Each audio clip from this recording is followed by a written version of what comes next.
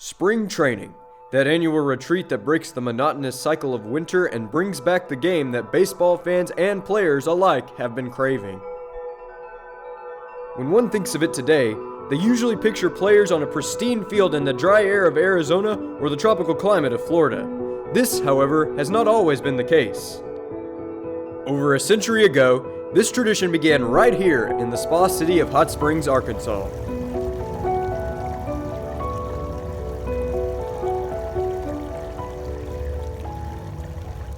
Baseball has become an integral part of the folklore of Hot Springs. I grew up in a family that most of the family had grown up on Whittington Avenue and Park Avenue, which was where the baseball originated and played. And matter of fact, I lived with some grandparents who were on Whittington Avenue when it all started in 1886. So I heard these stories from a grandfather who, when I was young, was already in his 80s back in the 1950s.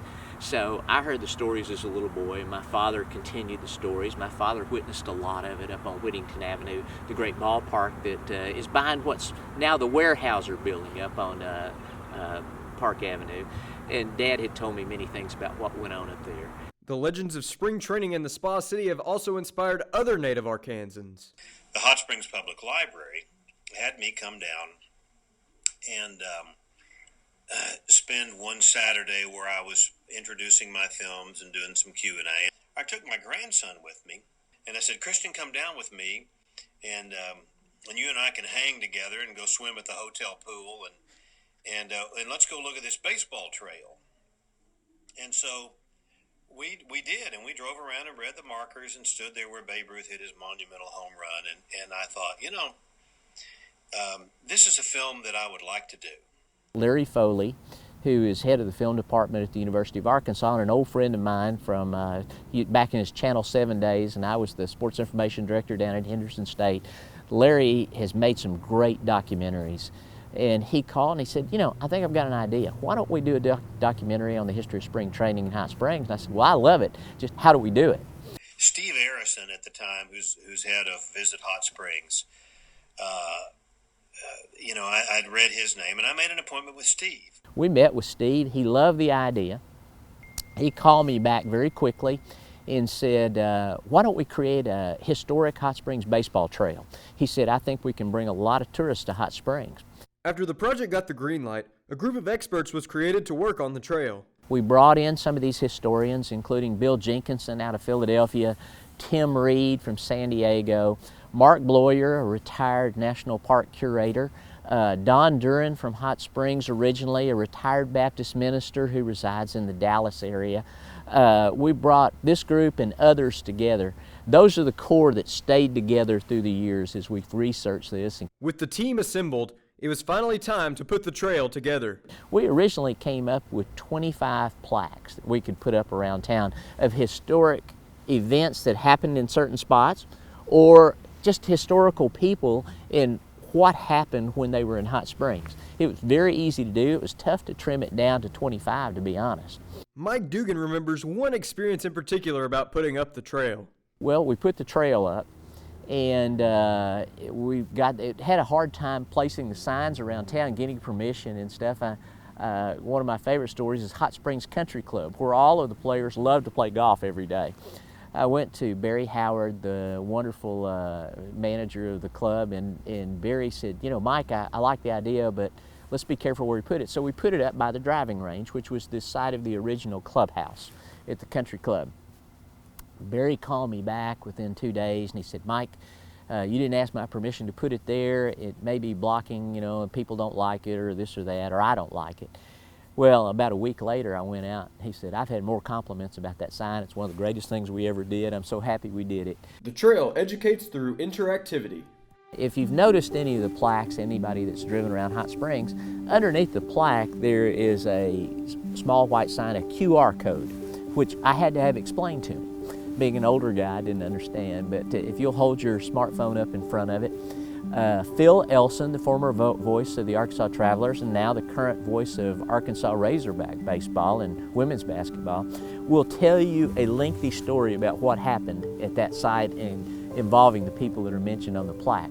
Since its creation, the Hot Springs Historic Baseball Trail has attracted guests from all over the world. Visit Hot Springs gets a tracking code for everybody that's used their phone at that site. And we're sitting here on a pretty cool day in the winter, but I'm telling you, we'll have over 600 hits on the winter months on those signs, and it'll usually involve 30 states, 5 or 6 foreign countries, and it doesn't take long through the year before it mushrooms up to all 50 states and dozens of countries all over the world. I've given tours to groups from all over. I've given tours to presidents of foreign countries, to members of Congress that want to know more about baseball in Hot Springs. So we know the word's out there. It's very important in the history of baseball. Larry Foley's documentary, The First Boys of Spring, continued to have a strong connection to the Hot Springs Baseball Trail. Some of the opening scenes are of the unveiling of that Stand Musial plaque. And so we were there. That's actually the first thing I shot in the film. And then very late in the film, we talk about the trail. And we tell people this is what you'll see when you come to Hot Springs today. So that's what I call bookending it. We bookended the film with the unveiling of a plaque, and then here's the historic trail. Frankly, the story would not have happened without the baseball trail. Looking to the future, the trail has begun to schedule new special events. We started scheduling what we call our baseball weekends a few years ago, and they have been a tremendous success.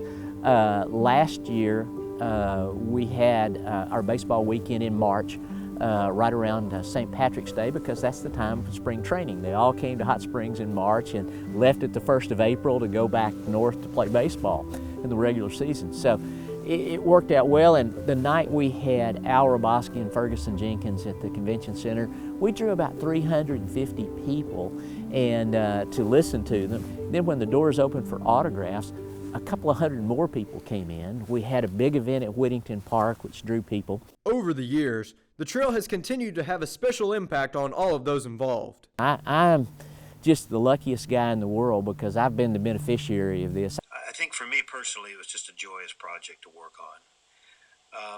But what I would hope is that, those stories that we preserved, will live on. We are the boys of baseball. We come to Hot Springs to play ball. We work, we play, and yes, we have some fun. We are the boys of baseball. I remember when the babe strolled in. He was mighty, he was sure and proud.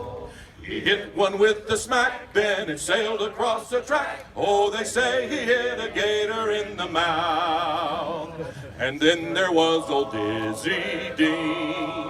As a pitcher, he was mighty keen.